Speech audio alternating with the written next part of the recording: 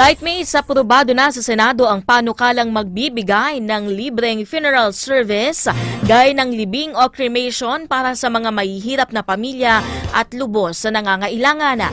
Ang Senate Bill No. 2965 o ang Free Funeral Service Act ay may layong tumulong sa mga pamilyang may kitang nasa ilalim ng poverty threshold na itinakda ng National Economic Development Authority o NEDA.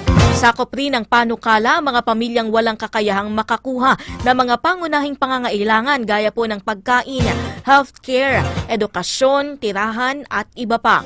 Maliban dito, sakop rin nito ang mga naapektuhan ng mga kalamidad na dahilan upang hindi nila makayanang kumuha ng funeral service. Ang mga kwalipikadong pamilya ay bibigyan ng indigent funeral package kung saan tutulungan na sila sa paghahanda ng funeral documents, embalsamo, interment o burial services, transport cremation at interment services kabilang na ang kabaong, urn at venue.